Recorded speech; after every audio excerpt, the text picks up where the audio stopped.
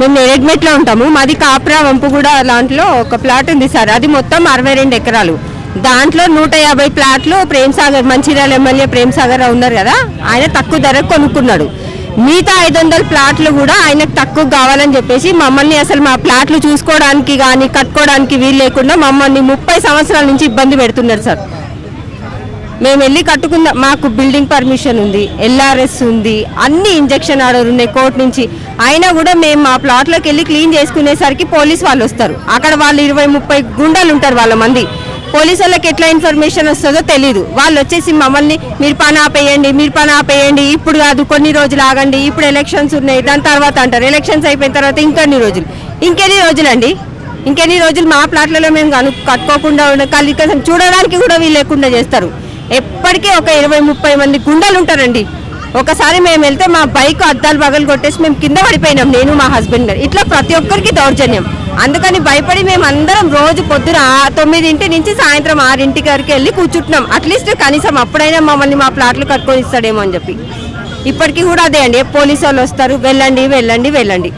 మాకు పోలీసు వాళ్ళు న్యాయం చేస్తున్నారో తెలియట్లేదు, లేకపోతే అన్యాయం చేస్తున్నారో మాకు అర్థం కావట్లేదు. ఇప్పుడు మీరు ఒక మాట అండి, ఇప్పుడున్న పరిస్థితుల్లో మాలాంటి వాళ్ళము ఒక 50 స్థలాల గజం కొనుక్కోగలమండి? కొనుక్కోలేము అసలు.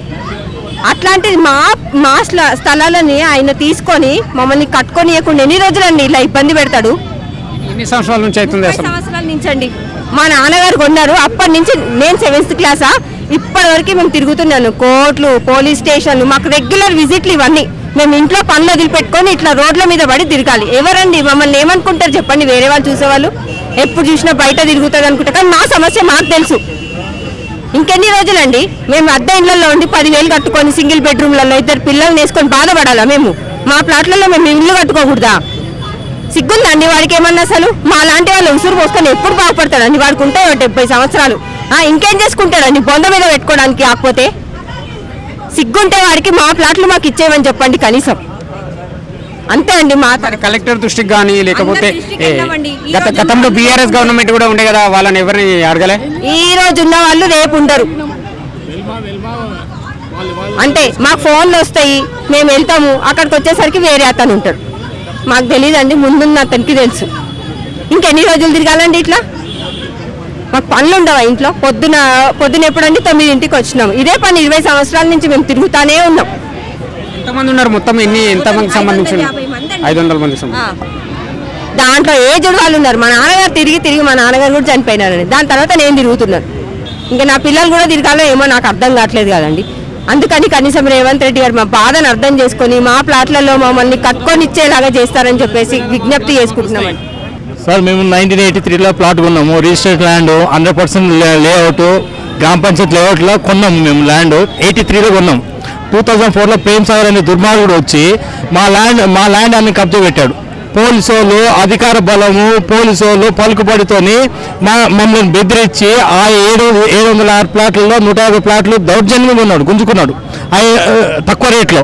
ఇప్పుడు మీతో 550 ప్లాట్లు కూడా మాకే ఇవ్వాల్సి అని మమ్మల్ని దౌర్జన్యం చేస్తాడు. మా మీద కొట్టడానికి వస్తుంది, గుండాలు పెట్టాడు, పోలీసులు మేనేజ్ చేస్తున్నారు. అధికారంలో అందరూ మీ దగ్గరకు వచ్చే మనుషులు ఎవరు? ఎమ్మెల్యేకి సంబంధించిన వ్యక్తులేనా? వాళ్ళేనా? మరి వాళ్ళపైన ఏం ఫిర్యాదు చేయలేదా కలెక్టర్ దృష్టికి? మేము వాళ్ళ మీద ఫిర్యాదు చేస్తే పోలీసులు ఏదో పట్టించుకుంటారండి, కేసులు ఫైల్ చేస్తారండి.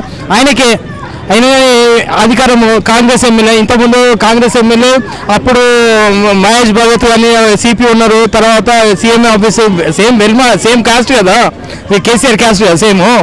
వాళ్ళు మేనేజ్ చేసుకొని మమ్మల్ని ఆగం చేసి పెట్టు. ఇప్పుడు మళ్ళీ అధికారం వచ్చాను. కేసీఆర్ సంబంధించి వాళ్ళే వీళ్ళు కేసీఆర్. అప్పటి నుంచి మమ్మల్ని అక్కడ BRS ప్రభుత్వం మమ్మల్ని సతాయించి ఇప్పుడు కాంగ్రెస్ గవర్నమెంట్. ఇప్పుడు రేవంత్ రెడ్డి ప్రజావాణిలో మీ సమస్యలు చెప్పమని చెప్పారు. దానికోసం మేము వచ్చాము. వచ్చిన తర్వాత రేవంత్ రెడ్డి గారు కాంగ్రెస్ ఎమ్మెల్యేని వాళ్ళ సహచరుని కాపాడుతాడు, మాలాంటి గరీబులని మాలాంటి బాధితులను కాపాడుతాడు, ఆయన ఇష్టం. మేము ఇప్పుడు ఇంత ల్యాండ్ మేము బయట కొనలేము. మాకు రెంట్ హౌస్ ఉంది, 300 గజాలు, ఒక్కొక్కరిని 300 గజాలు, ప్రతి ఒక్కరిది 706 ప్లాట్లు ఇంటూ 300. ఆయన కబ్జా చేశాడు. 61 ఎకరాలు నాది అంటాడు, 61 ఎకరాలు నాది అంటాడు. ఇప్పుడు దాంట్లో 150 నాది కొన్నాడు. కొన్న తర్వాత 550 అతనికి ఇవ్వాలంట. ఎందుకు ఇస్తామండి? మా కష్టపడి కొన్నాము, 40 సంవత్సరాలు రికార్డు ఉన్నది, అన్ని క్లియర్ టైటిల్. అక్కడ వాళ్ళు కూడా పోలీసు వాళ్ళు మీదే అంటారు, కానీ మమ్మల్ని నానేయరు, ఎందుకంటే పలుకుబడి అంతే. ఇక్కడ కంప్లైంట్ ఇచ్చినాము, వచ్చారు, చెక్ చేసుకున్నారు, మమ్మల్ని పిలవాలి కదా, మా డాక్యుమెంట్ చెక్ చేయాలి కదా, ఏం చెక్ చేయరు, ఏం లేదు, సైలెంట్ అంతే. మీకు వస్తున్నామంటే సైట్కి వస్తున్నామంటే మేము వచ్చే వరకు వాళ్ళు ఉండరు. ఎమ్మెల్యే గారు కాంగ్రెస్ పార్టీకి చెందిన వ్యక్తి అని అంటుంటారు. ఇప్పుడు ఉన్నది కాంగ్రెస్ ప్రభుత్వమే, రేవంత్ రెడ్డి గారు మీకు న్యాయం చేస్తారని భావిస్తున్నాం. ఏమి భావిస్తున్నామండి, ఈ రేవంత్ రెడ్డి గారు భావిస్తున్నాము, ఎందుకంటే ఒక సహచరుని కాపాడుతాడా అనుకుంటలేదు. మా లాంటి పేదలకే సీఎం కదండి, మా అందరికి సీఎం కదా, సీఎం బాధలు తెలుసు, ఆయన కూడా రియల్ ఎస్టేట్ సమస్యలు తెలుసు, ఆయనకు రియల్ ఎస్టేట్ చేసినట్టు కదా, మాకు అన్ని క్లియర్ ఉన్నా, చూసి సమస్య క్లారిఫై చేయాలా. ఇన్ని సంవత్సరాల నుంచి ఇప్పుడు వచ్చిన తర్వాత మా సమస్య క్లియర్ చేస్తారని ఆశతో వచ్చాము. ఇప్పుడు లేకపోయింది అనుకుంటే ఆడపోయి ఇంతవరకు కలవలేదు. మేము ఇంతకుముందు ఎంపీ ఉన్నప్పుడు కలిసాము, అప్పుడు సమస్య పరిష్కారం చేస్తా ఉన్నాం, వెళ్ళాము, అప్లికేషన్ ఇచ్చాము, ఇంతవరకు ఏం లేదు. వచ్చారు, ఫోన్ చేస్తారు, అధికారులు ఫోన్ చేస్తారు, మీ ల్యాండ్ అండి మీరు వచ్చి కంప్లైంట్ ఇచ్చారండి, మేము వచ్చి చూసుకుంటాం అంటారు. అన్న తర్వాత మేము వాళ్ళకి ఫోన్ చేస్తే ఏం రెస్పాన్స్ లేదు, అసలు ఏం రెస్పాన్స్ లేదు వాళ్ళు. అంతే, వచ్చాడు రావడము, మాకు ఫోన్ చేయడము, అక్లైన్మెంట్ ఇవ్వడం, అది అంతవరకే ఉన్నది ప్రజా దర్బార్. తర్వాత ఫ్యూచర్ ఇప్పుడు లేకపోయినాక మేము అంగర్ స్ట్రైక్ కూర్చుంటాము, లేకపోతే ఆ ప్రేమ్ సార్ చిరాన్ పోటీ ఉంది అక్కడ పోయి కూర్చుంటాము.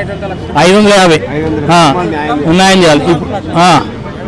ఇప్పుడు అంత కాకపోతే ప్రేమ్ సార్ ఇంటి ముందర పోయి ధర్నా చేస్తాము, లేకపోతే సీఎం ఇంటి దగ్గర పోయి ధర్నా చేస్తాము. ఆ తప్ప ఏం లేదు, ఎందుకంటే అతను అధికారం ఉన్నది, బలం ఉన్నది కాబట్టి మేము మాలాంటి వాళ్ళు కొంచెం భయపడుతున్నాం. మేము ఒక్కసారి కొంచెం ధైర్యం చేసినాం అనుకోండి, చూసుకోండి. ఇప్పుడు నెక్స్ట్ ఎంపీ ఎలక్షన్స్ ఉన్నాయి, ఎంపీ ఎలక్షన్ మల్కాజ్గిరిలో గెలుస్తారా ఎవరన్నా? కాంగ్రెస్ అదే ఆంటీ కుమారి ఆంటీ ఏమో దగ్గర పోయి చాలా చేశారు రేవంత్ రెడ్డి. మాలాంటి వాళ్ళు ఇంపీగా ఇన్ని సంవత్సరాల నుంచి ఆయన దృష్టి కూడా పోయింది, చూసినప్పుడు కొంచెం రెస్పాన్స్ రాదా, అదే ఎక్స్పెక్ట్ చేస్తామండి. మా ప్లాట్లను మాత్రం మేము కోల్పోమంతే, దేనికైనా సిద్ధమే, ఎక్కడికైనా సిద్ధమే, అంతే, చచ్చిపోవడానికైనా సిద్ధమే, కానీ మా ప్లాట్లను మాత్రం మేము వదులుకోం అంతే. ఆ పని చేస్తాం సార్. మాది సువర్ణ, నాది ప్లాట్ 14 నంబరు, నాది ఇన్ని ఏళ్ళ సార్లు ఆక్రమించినాడు, ఆయనకు న్యాయం ఉండాలి. కొంచెం బీదోళ్ళం మేము కొనుక్కున్నాము, పిల్లల వల్లము, మాది మాకు వదిలేసి ఆయన పక్కకి వెళ్ళిపోమాను. రేవంత్ రెడ్డి గారిని దయచేసి చెప్తున్నాం, మా ప్లాట్లు మాకు ఒప్పచెప్పి మాకు ఇంత ఎంతో హ్యాపీని ఆయన పేరు పెట్టుకుంటాం కాలనీలో మేము మొత్తం. సార్ మా కష్టంలో ఉన్నాం, మీరు 25 ఏళ్ళ నుంచి మేము ఏగుతున్నాం ఈ ప్లాట్లకు, కోర్టుకు వేసిండు మమ్మల్ని. ఆయన ఏం లేదు, అలా పాతి పెడతా అంటే చెప్పండి, మేము ఇంత జాగిస్తాం ఆయనకు, అంతకన్నా ఎక్కువ ఆయనకేమి ఏం నేను మాట్లాడలేను సార్, అంతే సార్.